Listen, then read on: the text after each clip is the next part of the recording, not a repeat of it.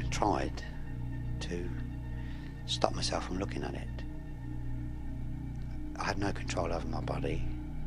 It engulfed me. It was known to me at that time that the Ministry of Defence were monitoring what was occurring in the fields in this area. A small number of these UFO sightings may well relate to extraterrestrial activity. Extraterrestrial activity, out-of-body experiences, government cover-ups. The perfect mixture for a conspiracy theory.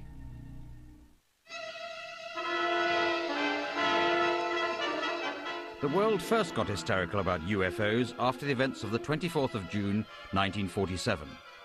On a routine flight over Washington state, pilot Kenneth Arnold encountered 9 saucer-shaped objects which appeared out of the clouds and flew directly towards him. As reported in local newspapers, Arnold described how these flying saucers zigzagged in and out of formation before flying off at an incredible speed. Although Arnold couldn't identify what he saw, the encounter confirmed that there are things in the sky which cannot be explained. People have been seeing UFOs as far back as recorded time. Look at the Middle Ages, for instance. People were seeing things in the sky that they couldn't explain then, but they didn't see them as flying saucers or spaceships. In the 14th and 15th centuries, they interpreted them as flaming swords and shields because they didn't have a spaceship frame of reference to go into. Until 1947, people's sightings of mysterious flying objects were explained as airships, experimental planes and weather balloons. But Kenneth Arnold's saucers changed everything. Since the Second World War, the Ministry of Defence has repeatedly denied the existence of UFOs. However, Britain's very own Agent Mulder has spoken out and claims to have found the truth, or as close as he can get to it. When I joined the MOD and looked into the old UFO files, it became readily apparent that each year, for many, many years, there had been several hundred UFO sightings reported to the Ministry. I have no doubt, personally, based on my official research and investigation at the Ministry, that a small number of these UFO sightings may well relate to extraterrestrial activity. And I don't say that lightly, I say it on the basis of there being craft in our airspace capable of speeds and manoeuvres way beyond anything that we've got in our inventory. Nick Pope believes an incident that happened 20 years ago may well be the closest Britain has got to an alien encounter. The event is known as the Rendlesham Forest Incident. Although the pictures are reconstructed, the voices are real. There's no doubt about it. There's some type of strange flashing red light ahead. Weird. It's coming this way. It is definitely coming this way. It should be a train off. There's no doubt about it. This is weird. In the early hours of Boxing Day 1980, a strange light was seen over Rendlesham Forest in Suffolk. Staff at nearby NATO airbase RAF Bentwaters tracked the UFO as it crashed into the trees. A patrol of American servicemen was sent to investigate. We're doing it again. What is it? We don't know, sir. The Guard Patrol encountered a landed metallic craft. Hey, this is eerie. There were indentations on the forest floor. This is strange. They ran a Geiger counter around these indentations. They found the levels of radiation were 10 times what they should have been for the area concerned. Only the military knew about the incident. The public knew nothing until 1983, when a former airbase security guard, who'd been on that eventful patrol, spoke to BBC News. This thing came down, the red light over it, and sat there maybe 2 seconds. It was just a ball of light in the air, maybe 20 feet off the ground, 30 feet. And it dispersed in a multitude of colors. And they all seemed to fall on top of this thing. And before our eyes, it's almost indescribable, but there was a craft, an alien spacecraft.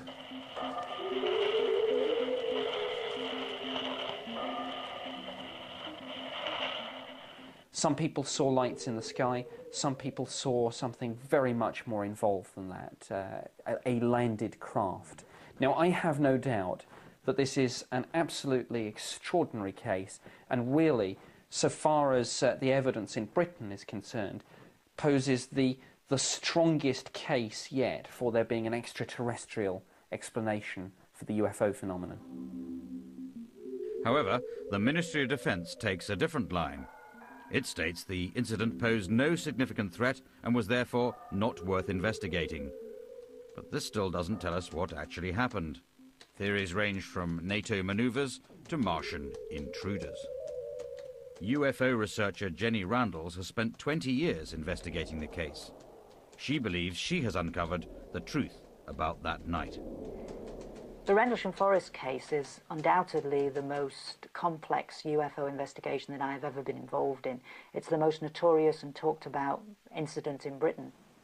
After World War II, a lot of covert radar-based experiments were set up here. During the 1970s, we know that they were some sort of an attempted experiment to perfect a super powerful radar system which sends very powerful beams of energy right out into space and bounces them back off the ionosphere. Unfortunately, what was discovered as a side effect of that kind of research was that these beams caused odd things to happen in the atmosphere. They caused the atmosphere to glow because they created plasma effects in and around them. They created all kinds of severe physiological effects on people who got too close to them. Weird. The odds are pretty high that one of these experiments was underway at the time when this particular incident occurred, and these people just happened to get trapped within the energy field. I suspect a degree of cover-up was mounted to try and obscure the uncomfortable consequences of admitting the kind of research that was going on there. So the book on Britain's closest encounter of the third kind remains well and truly closed.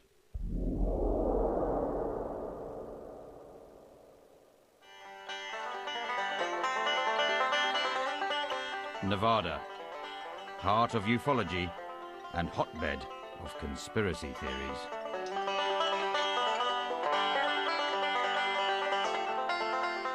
Groom Lake, 80 miles northwest of Las Vegas. Many conspiracy theorists believe not only does the government know about aliens, it works alongside them at this military complex. Better known as Area 51, the base covers 4,000 square miles and is patrolled by armed guards with a license to kill. Public access is strictly forbidden. Area 51 was started in 1955. It was a joint venture between the CIA and Lockheed Martin Skunk Works. At first to develop the U-2 spy plane. From there they went on to develop the SR-71 Blackbird. And what they needed was a secure location out in the middle of the wilderness, which Area 51 was ideal.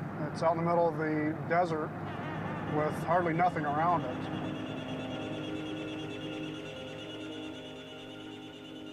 Donald Emery spends much of his time monitoring what goes on around the base, but admits it's difficult finding out what really happens inside.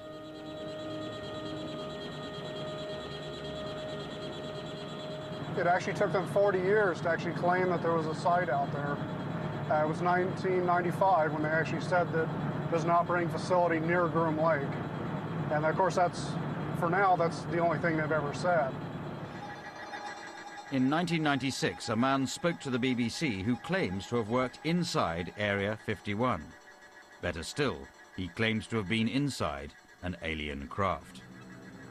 The emotions, the feeling that I felt inside when I first entered the craft are quite different from what you'd expect. It's a very ominous feeling, a feeling as if you shouldn't be there. I know that sounds kind of corny, but that is truly how I felt. Electronics engineer Bob Lazar told the BBC he'd joined a highly secretive team whose job it was to duplicate and remake the engines of alien craft stored at Area 51. The propulsion system is quite exotic. It's a gravity propulsion system. There's no propeller, there's no jet exhaust, there's no obvious mode of propulsion. The first time I saw the disc fly, it lifted virtually silently off the ground.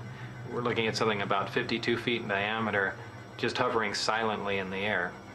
It drifted over to the left, to the right, and then set back down. Pretty uneventful test, but it was quite impressive.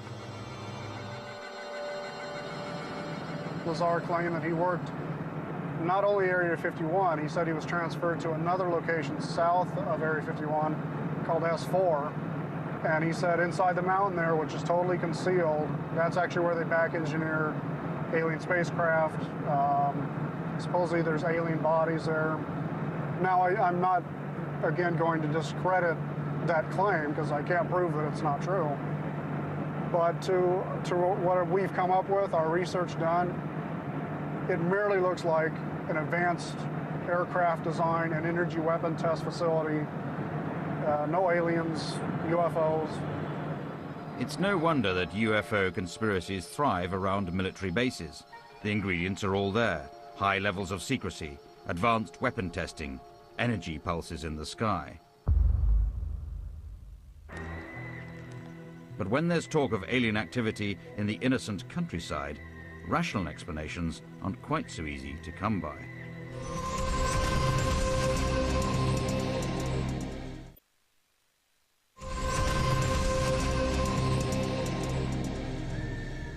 Oliver's Castle, Wiltshire, 1989. There's a couple of lights down there somewhere. This controversial film appears to show strange objects hovering above a cornfield. Below, complex circle formations appear.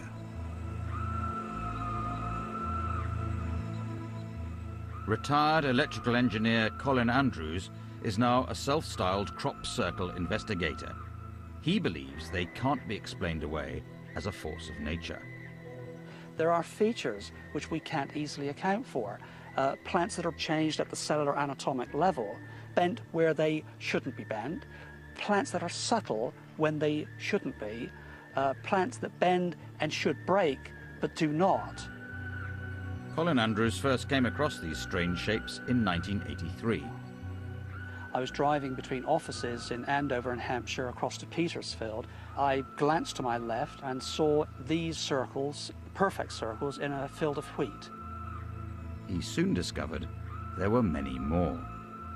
I began to make some inquiries that particular night of the landowner as to how he thought they might have arrived there, and began to tap doors of farmers in that area. And I made inquiries of the police and the Ministry of Defence. And I was already very quickly forming a picture that these were not the only ones here. So clearly there was a wider mystery phenomenon than that I saw in that field.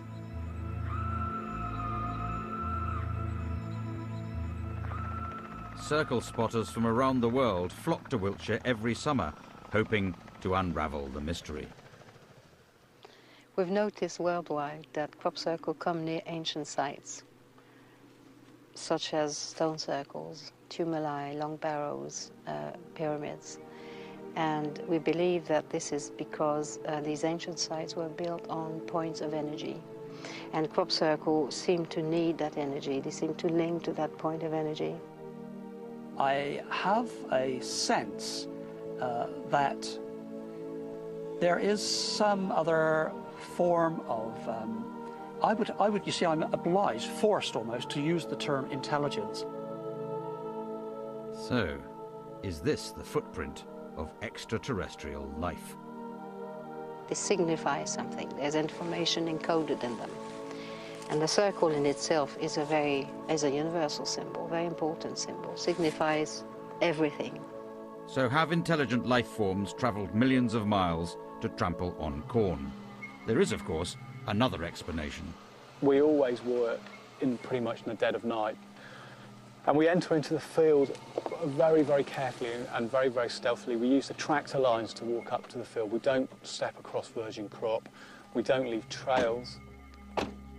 Using nothing more than a measuring tape and a plank of wood or stalk stomper, the hoaxers set about their work.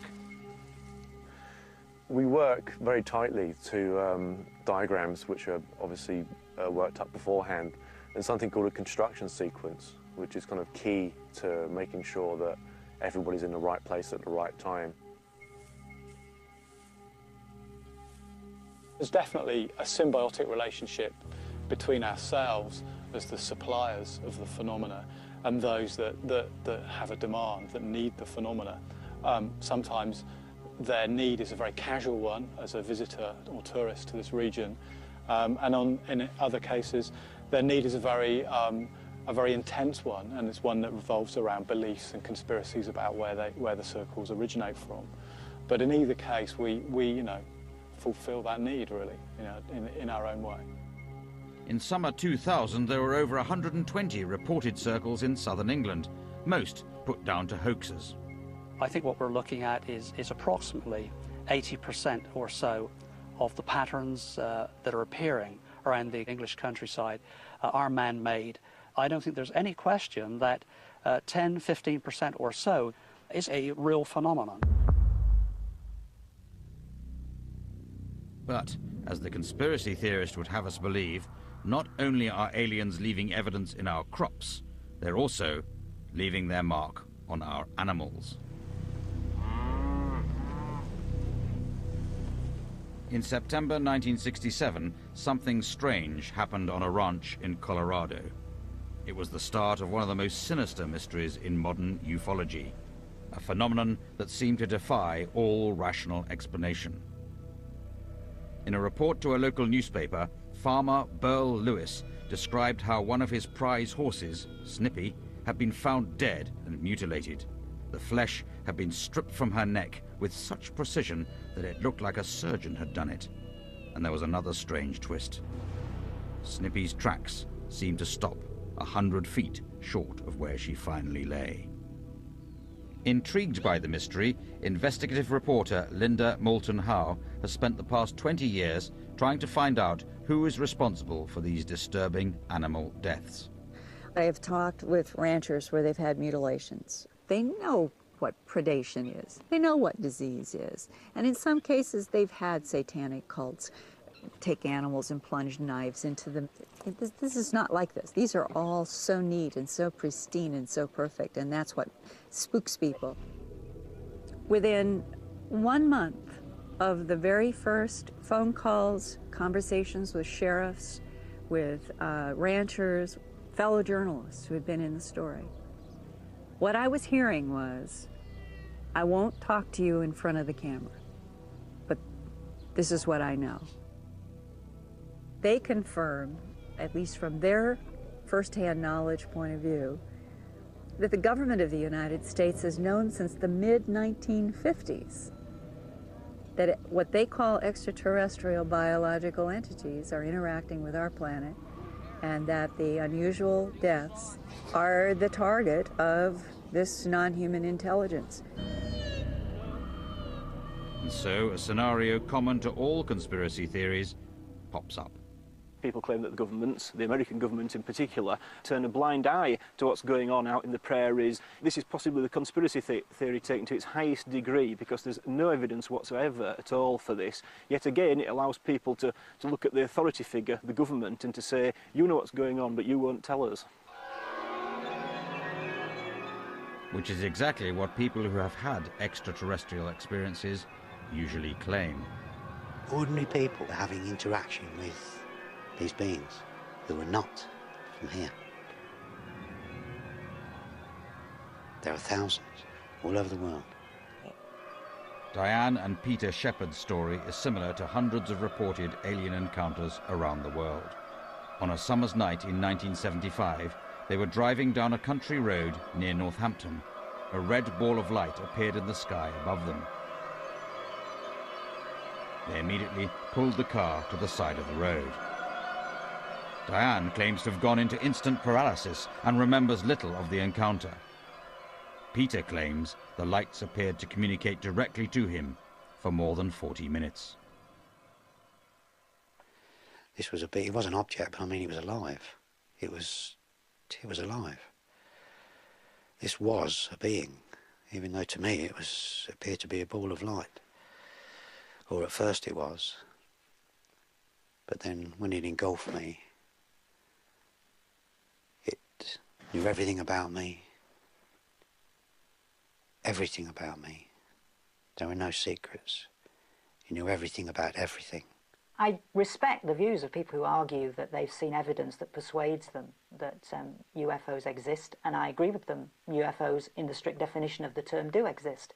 Where I disagree with them is interpreting that evidence as proof that there are aliens in spaceships flying here. Unfortunately, the reality of UFO investigation is that you discover that an experience that a witness has depends upon so many different things. There is an initial stimulus. They've certainly seen something which has caused them to have some kind of sighting. But that is then filtered through human perception, human expectation. There's no doubt that Diane and Peter passionately believe they had a UFO experience. They're equally adamant the government investigated their case. We're just an ordinary couple. We're just an ordinary couple. We're not paranoid or anything. We've had gentlemen from the intelligence services contact us. Of course, we don't tell them nothing. We never have. Because they already know. We've kept everything confident about other people. They already people. know. There was an arm of the establishment which knows. When we asked the Ministry of Defence about this case, they said that no official had ever contacted Peter and Diane Shepherd. Is it any wonder, with such conflicting accounts, conspiracy theories thrive? One thing that I am very sure about is the issue of whether there is any cover-up with regard to the UFO issue. And I can say, as somebody who has now been a civil servant in the Ministry of Defence for 15 years, 3 years of which were actually spent on the UFO desk, handling this data day by day, there is no cover-up, there is no conspiracy.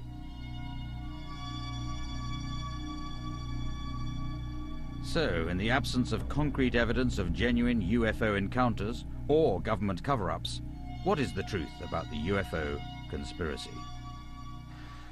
I think the modern belief in ufology has arisen because we live in a post-industrial age, we live in a post-religious age, we live in a post-nuclear age, and people are desperate for something to believe in, some form of divine intervention, if you like, something other than what's going on Earth. And the subject of UFOs, extraterrestrials, life on other planets, and so on, gives people that hope. It gives them the hope that there is something out there that is bigger and more than we have here on Earth.